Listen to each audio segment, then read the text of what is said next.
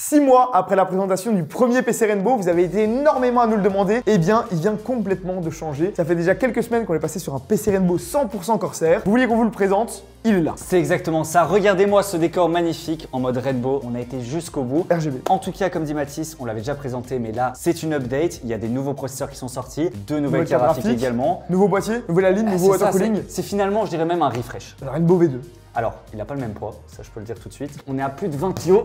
Je peux vous dire déjà, il est vachement lourd. Donc on l'a déjà sorti de son emballage, mais bien entendu, on vous rappelle que tous les PC Fleup sont expédiés dans un suremballage pour éviter les casses, etc. On vous fait un petit plan. On a toute une équipe d'emballage avec 2 personnes, des machines et tout pour emballer les PC. D'abord à l'intérieur, et là on a laissé l'emballage à l'intérieur. Puis ensuite on les remet dans leur boîte, puis ensuite on met de la boîte dans une surboîte avec d'autres protections, du carton broyé, le carton des composants, par exemple l'alimentation, etc. qui est broyé, qui ensuite est remis dans la boîte. Donc voilà. Oui, oui. Le problème c'est que là le boîtier était tellement grand que si on mettait le suremballage, on nous voyait juste on nous voyait plus. En fait, ça sortait du cadre. Il y a une vidéo aussi qui va arriver sur le nouvel entrepôt Fleup, sur la chaîne principale. On est en train de la préparer encore. Voilà. Je pense que vous allez péter votre crâne parce que là, on est passé à un level au-dessus, mais vraiment, c'est impressionnant. Donc, on a hâte de vous montrer tout ça. Mais Mathis, aujourd'hui, on se concentre sur le Rainbow. Vous connaissez les vidéos des présentations des PC Fleup. Comme d'habitude, on va commencer par faire un petit tour du propriétaire. Comme tout a changé, c'est reparler des nouveaux composants. Pourquoi est-ce qu'on a fait ces choix-là? Qu'est-ce qu'on a appris? Qu'est-ce qu'on a amélioré, etc. Ensuite, on ira bien entendu faire des tests, vous montrer quelle performance vous pouvez attendre avec un PC comme ça en jeu, les performances également de température, etc. Et également le prix. Exactement, on va voir le prix et on va comparer de manière tout à fait honnête comme d'habitude sur Amazon et puis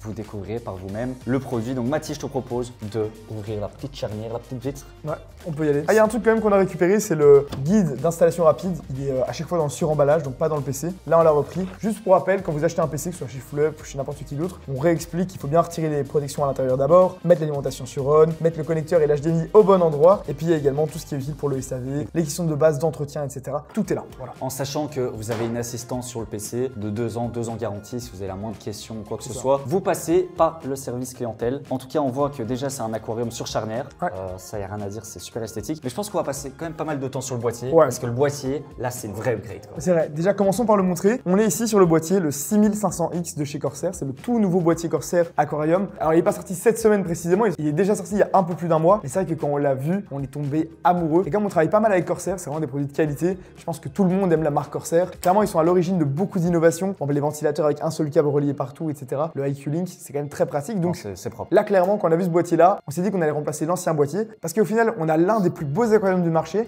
pour quand même beaucoup moins cher qu'un Lienli O11 qui coûte vraiment très cher. Exactement. Alors, c'est un aquarium pleine taille, donc on n'a pas de montant, on le voit ici. C'est la grande différence. D'ailleurs, on a présenté le PC Aqua, qui est aussi un PC dans un aquarium, mais qui est quand même beaucoup plus petit. Le boîtier, il n'a rien à voir. Là, on l'a pas à côté, mais c'est un autre format, quoi. Et c'est pas le même prix également. Le PC Aqua, vous avez un aquarium moins cher pour un peu plus de 1600 €, alors qu'ici, on est sur un autre budget. Là, on est clairement sur une machine de guerre. C'est quasiment notre PC pour les gamers uniquement, le plus haut de gamme. Il n'y a pas besoin de plus en fait. Alors, si on fait un tour rapide du boîtier, c'est un boîtier déjà qui coûte extrêmement cher. On va retrouver 4 USB 3.0 au-dessus, un type C, un jack, un power, ça j'ai envie de dire c'est bien, et surtout du mesh. Mais quand je vous dis partout, de partout, c'est partout. Regardez, je peux retirer comme ça. C'est du screwless sans vis. À l'arrière, toute la plaque arrière est méchée. C'est 100% du mesh. Elle est complètement éméchée comme Gauthier quand il sort de soirée. Oh le frérot. Dans un boîtier quand même, c'est important d'avoir une plaque en mesh à l'arrière parce que comme on a déjà la face latérale qui est en verre et la face avant, ça fait moins de grille d'aération et de possibilités d'entrée d'air. Et comme il y a souvent des ventilateurs sur les côtés ou autres, voilà, très bien. C'est une bonne chose. C'est un super boîtier, comme on dit à chaque fois, vous n'êtes pas obligé d'acheter un PC Fleup. Si vous voulez monter votre PC vous-même, découvrez la config avec nous, vous pourrez reprendre les mêmes composants et pourquoi pas l'acheter vous-même. C'est vrai. En tout cas voilà, moi je te propose, Mathis, on retire tout l'emballage. Dis-moi. Comme d'habitude, alors on met toujours du papier propre pour pas abîmer les composants. Et puis on récupère, ça vous le savez, les frigolites des Carafiques. Là on voit que c'était une carafique. Ouais, qui a été coupée en deux. Qui a été coupée en deux, exactement. Bon, on va retirer la vitre pour y voir plus clair. Elle est sur charnière. Et on retire la fin du papier et la mousse. Et voilà, votre PC est prêt d'utilisation, c'est un PC clé en main, c'est le principe. Exactement. Alors là, il y a beaucoup de choses à dire. Comme on a dit, le boîtier est énorme et donc on se doit de mettre un water cooling de 360 mm, une énorme carafique, une carte mère ATX et pas micro ATX, ça d'office, et surtout un maximum de ventilateurs, à savoir qu'on pourrait encore mettre 3 ventilateurs. Alors on l'a pas fait pour la simple et bonne raison que ça coûte très cher. Et voilà, les ventilateurs Corsair sont très performants. Ils ont le logiciel IQ qui est incroyable. Alors il est complexe et pas toujours facile à utiliser, mais par contre c'est de loin le plus complet et celui avec lequel on peut faire le plus de choses. Et donc voilà, rajouter encore 3 ventilateurs, ça faisait juste exploser le prix de la config. C'est ça, mais on va quand même mettre en option sur le site de Fleup, on va rajouter ça, c'est de pouvoir quand même avoir 3 ventilateurs ventilateurs en plus, 3 QL en plus. Là, au total, on a quand même au final 4 QL et un QL, ça coûte 30 à 40 euros. Voilà. Donc là, on est à 130 euros de ventilateur. Ouais.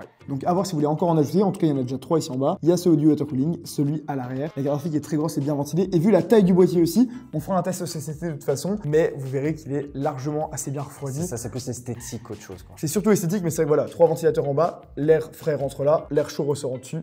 C'est carré.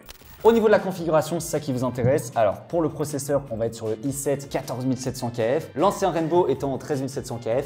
Vous voyez qu'on est sur une upgrade. Alors, c'est un processeur qui perf énormément. D'ailleurs, qui chauffe beaucoup, ça il faut le dire. Ouais. Il monte jusqu'à 5,6 GHz au niveau des fréquences. Et c'est du 20 cœurs, 28 threads. C'est comme un i9 de 13e génération. Ça perf énormément. Ouais. C'est une petite tuerie. Ouais, c'est ça. En fait, le grand gagnant de cette 14e génération de processeurs Intel, c'était surtout les i7. Les i9, il y avait quasiment aucune différence, mais c'est surtout le i7 qui avait gagné. Et là, il n'y a rien à dire. C'est un processeur extrêmement overkill. Et on va quand même vous le rappeler tout au long de la vidéo. C'est pas parce que ce PC est très beau, etc., qu'il est pour tout le monde. Il coûte un certain budget et il faut avoir l'écran qui va avec, le reste du setup. Parce que clairement, c'est pas un PC qui est gratuit. Par contre, les performances que vous allez avoir avec, si c'est pour jouer en 1080p, les gars, allez acheter un PC à 500, 800, 1000 euros si vous jouez même en 1440p. Et quand vous prenez une machine aussi puissante, c'est plus que pour du gaming. Exactement, c'est ça que j'allais dire. On se contente pas qu'il y a du gaming ici. On aurait pu mettre un i5 de 14e génération. Ouais, 14600K, c'est très bien pour le gaming. On aurait eu les mêmes perfs en gaming. Là, on va chercher bien plus loin pour du streaming, pour de l'applicatif, etc.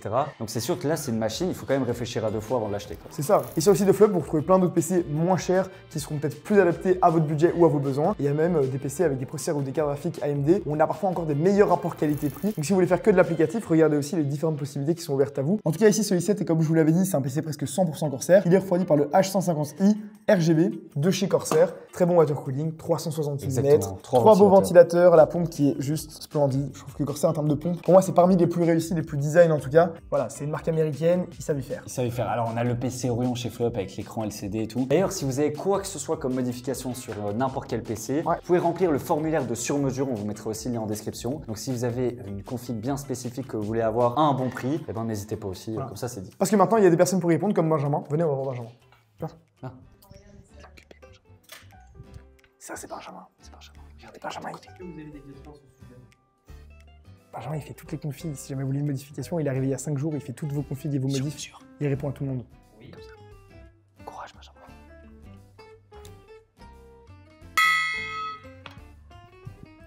Et si vous voulez pas le modifier, le Rainbow, vous pouvez le commander en un clic et même le payer en 2 ou 3 fois. Pour la carte mère, la voici. Elle est là, c'était préparé. Regardez-moi ça. C'est la MSI Pro Z790P Wi-Fi DDR5.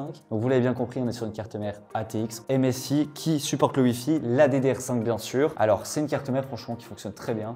On a vendu énormément de PC Flop avec et on n'a jamais eu de problème. On a pas mal d'USB à l'arrière, on a le Wi-Fi qui est intégré. Et aussi on essaie que sur la plupart des PC, on ait le Wi-Fi déjà intégré. C'est ça, parce que c'est Wi-Fi et Bluetooth en général, donc vous avez au moins besoin de l'un des deux. Et le jour où votre câble Ethernet est cassé, vous tombez dessus, vous prenez les pieds dans le tapis, au moins vous avez toujours le Wi-Fi pour compenser. Donc nous à la base, on était parti du principe que ça servait à rien. Et quand on voit que les cartes mères coûtent pas beaucoup plus cher que le Wi-Fi, autant le proposer. On va avoir 16 étages d'alimentation, je viens de les compter sur la carte mère, donc pour l'overclocking, etc. C'est possible, c'est des choses qui sont possibles. Et alors ce qui est vraiment cool, et ce pourquoi on l'a choisi, c'est qu'on peut encore rajouter 2 SSD M.2. Il y a des modèles où on peut en rajouter qu'un. Donc si vous voulez rajouter du stockage, c'est vraiment super simple. C'est vrai. Au niveau de la RAM, on est bien entendu sur la RAM Corsair. On n'allait pas mettre de la RAM de notre marque, on est sur 2 barrettes de 16 Go à 6000 MHz en DDR5. Et oui, monsieur. Alors, il y avait parfois des problèmes avec la DDR5 de chez Corsair. C'est pour ça aussi qu'on a des benchmarks et des tests avant de faire partir les PC. C'est que s'il y a un problème de stabilité ou de compatibilité, bah, le PC, hop, on le renvoie, on met à jour le BIOS, on vérifie, on change les barrettes s'il faut. Donc voilà, même si par moment il y a eu des problèmes, sincèrement, la DDR5 de chez Corsair, en plus d'être très très belle esthétiquement, bah ça fonctionne quand même vachement bien. Pour ce qui est du SSD, il est juste en dessous. Là, on vous a mis 2 Tera de SSD M.2 en Gen 4. Parfois, on met du Kingston ou du Crucial. À l'époque, on avait mis un peu de PNY.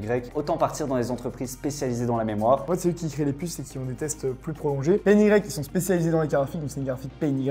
C'est même eux qui font quasiment toutes les cartes graphiques pour l'IA et pour les serveurs. Donc voilà, autant acheter les cartes graphiques chez eux. Si t'es menuisier, on te demande pas de faire du pain. Exactement. Mais c'est vrai qu'il y a beaucoup de gens qui se disent oui, moi je prends du MSI ou du Asus. Certes, c'est des très très bonnes marques. PNY ont un marketing moins agressif, voire peut-être inexistant. C'est aussi pour ça que leurs graphiques sont moins chers. Exactement. C'est pour ça que c'est moins cher. Comme tu dis, tout est calculé. Quand tu achètes une souris Razer, il y a 20% du prix que tu payes qui est pour payer leur marketing. Exactement. Et nous, on peut vous le dire droit dans les les yeux que c'est une super bonne marque. On a des très bonnes températures, vous allez le voir. On a très peu de casse, très peu de problèmes. Donc nous, il n'y a rien à faire. En tout cas, pas plus que chez les autres marques. Parce que même les marques parfois les plus chères et les cartes graphiques qui coûtent les plus chères, c'est elles qui ont le plus de problèmes. Donc, comme quoi. Donc là, on est sur le modèle Accelerate. Alors qu'est-ce que ça veut dire Accelerate? C'est qu'on va avoir du RGB ici sur la tranche, vu que c'est le Rainbow quand même, on se respecte. Et puis on a 3 ventilateurs. Et si vous voulez, le radiateur est quand même assez épais. C'est le modèle un peu plus haut de gamme. Ils ont les Verto qui ont un radiateur un peu plus mince, etc. Là, c'est vraiment le haut de gamme. Et la puce de la carte graphique, parce que à mon avis c'est ça qui vous intéresse aussi, et bien on est sur la RTX 4070 Ti Super. Ça aussi ça a changé par rapport à l'ancien Rainbow. Avant c'était 4070 Ti, là c'est la 4070 Ti Super qui est encore meilleure, même si l'ancien n'est pas du tout has-been. Mais là on a plus de performance et quasiment le même prix, donc autant mettre celle-là. C'est ça, on est très fiers quand même de pouvoir aligner tous ces composants, d'avoir un boîtier aussi haut de gamme pour le prix que vous allez voir. Franchement, c'est une petite fierté, je vous le cache pas, mais on va quand même aller voir l'arrière parce qu'il nous reste un composant qui est l'alimentation. Exactement. Allons voir l'alimentation. C'est vrai qu'avec une carte graphique comme ça, on peut faire tourner tous les jeux en 1440p et même en 4K. Vous allez voir dans les tests, c'est ça, on spoil pas trop, vous allez voir. C'est incroyable, c'est incroyable. Wow, non mais c'est incroyable. En vrai, il n'y a rien à faire sur ce boîtier. Tu as une place pour le cam management. C'est vrai que c'est énorme. Qui est juste folle. Donc là, il n'y a rien à dire, c'est cool. On peut rajouter quand même des petits disques durs. On l'a laissé, on sait toujours qu'il y a des gens qui ont des petits disques durs dans leur tiroir qui veulent remettre. Donc, voilà. Tout est là si vous voulez mettre vos SSD, vos disques durs. Au niveau de l'alimentation, tout était Corsair dans le PC sauf le Alim. En fait, on alterne. Ça dépend aussi des prix auxquels on peut les trouver. De toute façon, sur le site, c'est marqué exactement la référence que vous allez avoir. Ici, on est sur la A850 GL de chez MSI, qui est une excellente alimentation, qui était déjà dans l'ancien Rainbow. Et voilà, si à certains moments on arrive à avoir des très bons shots de RM850 par exemple de chez Corsair, et ben on le changera sur le site et c'est l'alimentation que vous aurez. En tous les cas, c'est toutes les deux d'excellentes alimentations. Et au niveau du cam management, franchement, ben voilà, on a laissé le SATA accessible si jamais il faut le bouger pour aller brancher des disques. Tout est bien attaché. Clean, on a séparé l'alimentation ici du RGB. Voilà, c'est les guidelines qu'on donne aux monteurs et franchement, c'est très propre, voilà, tout tient bien. Non, ils ont bien fait ça, franchement, respect. Et pour ceux qui se demandent, est-ce que 850 watts, c'est assez? Alors, il y a plein d'outils nouveaux qui permettent de calculer la consommation moyenne de votre futur PC ou de votre PC actuel. En tout cas, sachez que les nouvelles cartes graphiques RTX consomment quand même très peu. Là, la carte consomme très peu. Le processeur consomme quand même pas mal, ça il faut le dire. Et 850 watts, vous avez quand même 20 à 30% de marge de manœuvre. C'est ça. Si même vous voulez changer ou upgrade vers une meilleure carte graphique, vous pourrez garder la même alimentation. Il n'y a pas de problème, vous êtes large. On prend toujours un peu plus large. Et d'ailleurs, ce PC, comme tous les autres PC flop, il est vraiment pensé pour être un vrai PC gamer que vous achetez pour vous. On n'a pas mis un boîtier tout moche et une grosse carte graphique. On essaie vraiment, si nous, on voulait acheter et mettre autant d'argent dans un PC aujourd'hui, c'est exactement ce qu'on ferait. C'est-à-dire que même au niveau de la lime, on pourrait mettre du 750 watts pour que ça passe vraiment tout juste. C'est ça. Mais ce serait nul quoi. Après, je vais dire un truc, c'est qu'on en a vu quand on fait nos vidéos sur la chaîne French Hardware, sur les PC Alienware, Acer Predator, etc. Les gens parfois comprennent pas trop notre discours, mais nous, on en a tellement vu des conneries, des trucs illogiques, que en fait, on fait tout pour justement proposer les meilleurs configs possibles. C'est ça. Il y a même certaines personnes qui disent qu'on fait des vidéos sur les concurrents pour descendre les concurrents et vendre notre marque. Allez voir nos premières vidéos sur Acer Predator, Alienware ou même Top Achat. C'était déjà il y a 6 ou 7 ans. On a lancé Flop parce que justement on avait fait toutes ces vidéos et qu'on avait vu un peu des choses à améliorer ou qu'on voulait faire différemment, et pas l'inverse. On fait pas des vidéos sur les concurrents parce qu'on a Flop. Flop, ça n'existe que depuis 2 ans. La chaîne du French Hardware, ça fait presque 8 ans. Bravo, félicitations. Bientôt, j'ai dit, pas encore, bientôt. Bientôt. Non, 10 ans, on fera une petite fête. Ouais. Un petit concours. Avec plaisir. 10 ans, 10 000 euros. Oh non, c'est cher ça. Si, 100 000. D'accord. Non. Vous êtes prêts?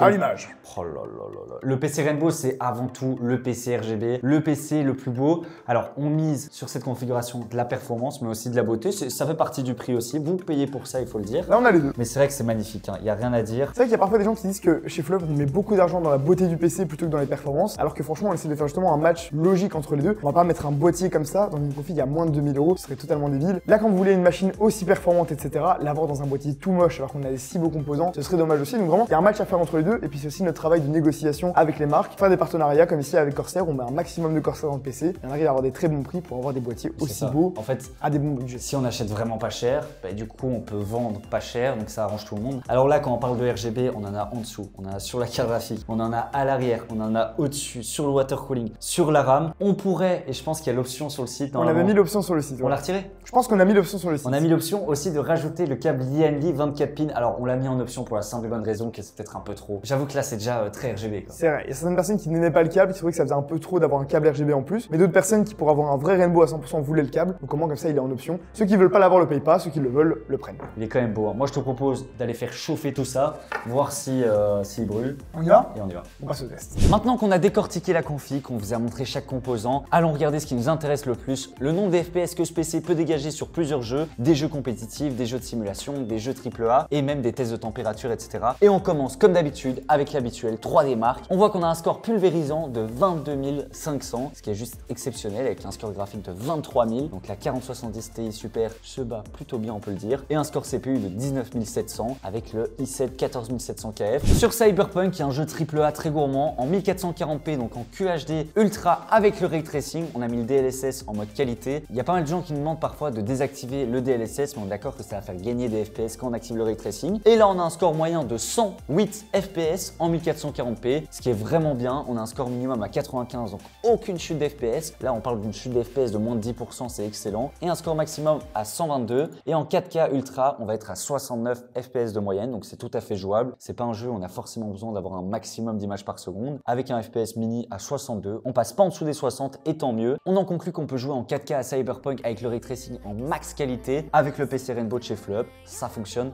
ça marche. Sur Tomb Raider, vous le savez bien, on aime bien Lara Croft. Alors ici, on va avoir 242 FPS de moyenne en 1440p avec un score de 37 992, ce qui est juste excellent aussi, en très haut avec le DLSS d'activer. Alors là, il faudrait un écran du coup 1440p 240 Hz, en soi ça existe, sauf que ça coûte très cher. Le PC coûte 2500 €, on n'a pas envie de dépenser 1500 € dans un écran, mais comme ça vous le savez, ça tourne, ça marche. Et en 4K, on va avoir du coup moins d'FPS vu qu'on a une plus grosse résolution. On est à 153, là c'est très agréable. Ça existe des écrans 4K 144 Hz, mais de nouveau ça coûte plus de 1000 €. Mais voilà, en tout cas vous voyez que sur Tomb Raider, il n'y a pas de problème à se faire, ça fonctionne. On passe maintenant au jeu de simulation. Alors là, F1 2023, on est reparti. En 4K s'il vous plaît monsieur, en Ultra DLSS, on est à 80 FPS de moyenne, ce qui est juste excellent. C'est un jeu qui consomme pas mal, mais il faut le dire, voilà, quand il faut le dire, il faut le dire. On a quand même le FPS minimum à 57, donc là on passe légèrement en dessous des 60. Ça fait quand même une assez grosse différence entre le FPS moyen et le FPS max, mais ça peut arriver sur des jeux comme ça, en fonction de la génération des images et tout. En tout cas, n'hésitez pas à nous dire en commentaire si vous voulez qu'on rajoute d'autres jeux de simulation, par exemple F1 2024, Forza Horizon, Assetto Corsa, je sais pas, Farming Simulator, mettez-nous ça en commentaire. Et en 1440p, alors là, on va avoir beaucoup plus d'FPS, 147 FPS de moyenne. Je m'attendais à retrouver un score de 100 ou 120. Là, on a carrément 147. Donc là, clairement, c'est excellent. C'était hyper fluide. On pourrait jouer sur un écran 21/9 en 144 Hz. Ça passerait largement bien en 1440p. Donc voilà, vous pourrez très bien faire de la simulation, avoir un volant, tout un équipement avec le PC Rainbow.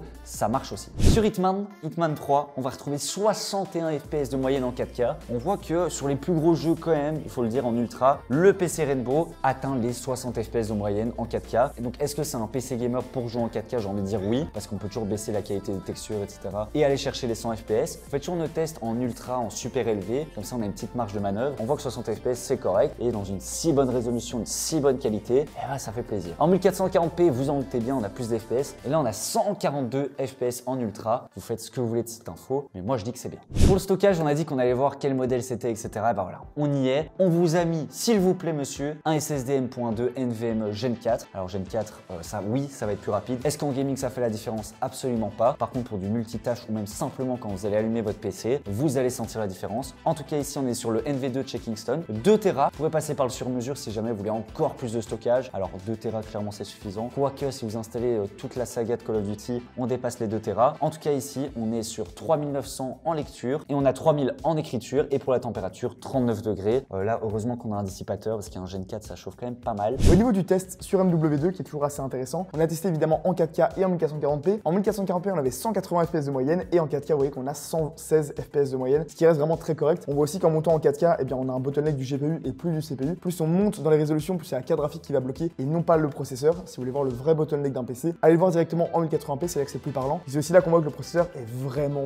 excellent. C'est pour ça que le PC Rainbow, on conseille vraiment à des gens qui veulent faire du gaming et plus, parce qu'aujourd'hui, acheter un i7, si vous faites pas de streaming et pas d'utilisation d'applications qui demandent des ressources CPU, eh ben, ça vaut pas la peine. Prenez un i5, un 14600K, vous pourrez même déjà commencer à stream ou autre. Vraiment ici, à 2500 €, on est sur un très gros PC gamer. Pour de la 4K, des rendus ou autre, il y a plein d'autres PC sur le site Flop moins chers qui font très bien tourner les jeux en 1440p ou même en 4K. Vraiment ici, on est sur une machine de guerre avec un design en plus assez sympa. Ce qui est intéressant aussi de voir, c'est le 1% low, on est à 71 FPS. C'est plus de la moitié des FPS moyens, donc franchement, on peut dire que c'est correct. Il y a aussi un nouveau benchmark sur 3D Mark qui s'appelle le Steel Nomad. À mon avis, c'est aussi en préparation des nouvelles cartes graphiques qui vont sortir. Vous savez, il y a eu le Time Spy, le Time Spy Extreme, il y avait plein d'autres tests pour le ray tracing ou autre. Là, c'est tout nouveau et je vous avoue qu'on s'est pas encore beaucoup renseigné. Ça a l'air d'être un test principalement graphique parce qu'il n'y a que le graphic test. Voir qu'on a 55,58 FPS de moyenne, et ici on a 5558 de score, donc en gros 55,58 aussi. Je pense que c'est uniquement graphique et on est un petit peu au-dessus de l'average, donc ça fait plaisir. Et pour finir, comme d'habitude, le jeu sur lequel on a le plus de FPS, Rainbow Six Siege. On a plus de 430 FPS en 1440p. Du coup, on est passé en 4K, voire même on pourrait passer en 8K tellement on a des FPS. Parce que là, franchement, c'est un jeu qui consomme vraiment rien du tout. Et donc, on a 247 FPS de moyenne en 4K, un FPS minimum à 210. On peut voir là vraiment la stabilité, elle est quasiment parfaite. Et un FPS maximum à 300 FPS. De nouveau, c'est le deuxième benchmark où on a la charge CPU et GPU. Et on voit bien qu'en 4K, c'est la carte graphique qui bloque. C'est normal, mais clairement, si vous jouez à Rainbow Six Siege, achetez pas un PC à 2500 €. Et pour voir à quel point ce processeur est performant, eh bien, on peut faire le test Cinebench 2024. On a fait le test principalement pour le score CPU, même si on a également un score GPU qui est de 24 000 points quasiment. Au niveau du single core, on est à 121 points. Ça, c'est normal, c'est la moyenne. Sur un i9, on aura légèrement plus, mais c'est pas ahurissant du tout. Par contre, en termes de multiscore, c'est aussi là qu'on voit qu'il est plutôt bien refroidi. Eh bien, on monte à 1900 points. C'est excellent, vous pourrez vraiment faire du streaming ou du montage sans aucun problème. On a également testé le PC sur Fortnite avec la toute dernière mise à jour. On a mis les presets en performance parce que vous étiez beaucoup à me dire que tout le monde joue avec les presets de performance à Fortnite. Donc on a décidé de changer, ce qui explique peut-être pourquoi on a autant de FPS. Mais au moins vous savez que c'est avec les presets en performance. Et en 1440p, on a 387 FPS de moyenne. C'est vraiment énorme. Et en 4K, donc en 2160p, on était à 272. C'est beaucoup. Et au niveau de Counter-Strike 2, c'est le petit benchmark qui est toujours mon préféré, vous le savez bien. Et bien en 4K, on a 141 FPS de moyenne, ce qui est pas mal parce qu'il consomme beaucoup plus que CSGO. Après, on va pas se mentir, personne ne joue à Counter-Strike en 4K, enfin pas à ma connaissance en tout cas. Et en 1440p, on avait 262 FPS de moyenne.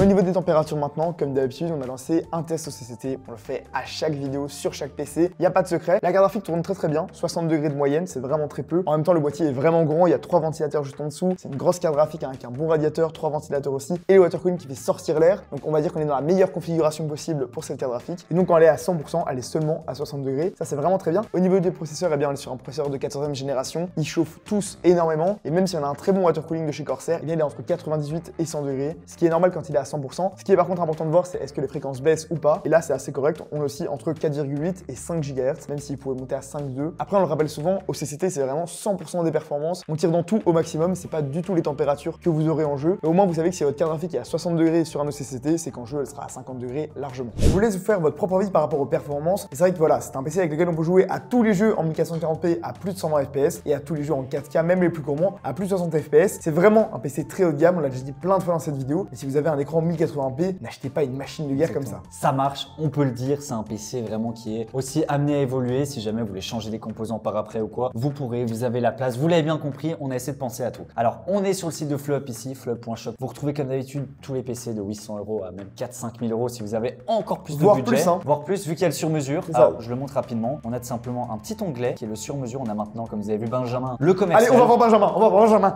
Non, donc vous mettez vos infos, le budget, l'utilisation et on vous contacte dans la journée. C'est aussi simple que ça, donc n'hésitez pas. On fait même les demandes jusqu'à 15-20 000 € quand c'est des PC pour l'IA ou autre. Voilà, on est chaud. En tout cas ici, on voit que le PC est à 2550 €. C'est un budget, on est bien d'accord. C'est un budget. Mais on est vraiment sur une config super performante, donc on a tout le détail avec l'ancienne vidéo, le nombre d'FPS si jamais vous êtes intéressé. Mais ce qui nous intéresse comme d'habitude, c'est de comparer avec Amazon et d'autres marketplaces. Et sur Amazon, on a la même config, les mêmes composants, regardez, on vous ment pas, et on est à 2456 €. Eh ben franchement, c'est pas mal parce qu'on n'a que 100 € de différence. Alors que là, sur Amazon, vous n'avez pas de SAV, personne pour répondre à vos questions, pas d'assistance. Si jamais vous montez votre PC vous-même, c'est très bien et on vous le conseillera toujours. Mais si un ventilateur se casse, vous avez des bugs ou des blue screens, vous êtes livré à vous-même. Et si vous n'avez pas d'autres composants pour réparer le PC, vous allez devoir aller dans un magasin, une boutique près de chez vous ou quoi pour essayer de le réparer. Et autant Amazon était assez cool sur la politique de retour, etc. et de SAV. Ils vous remboursaient parfois même sans récupérer les composants. Enfin, c'était n'importe quoi. Autant maintenant avec les nouvelles lois européennes, ils commencent à durcir de plus en plus. Et une fois que ça fait un an que vous avez acheté le composant, je peux vous dire qu'il faut vraiment se battre. Donc voilà, c'est l'avantage d'acheter un PC tout monté. On l'a déjà dit, vous le savez. C'est pas pour ça que le monter vous-même, c'est pas intéressant. Et donc, si jamais ce PC vous plaît, vous pouvez très bien acheter vous-même sur Amazon,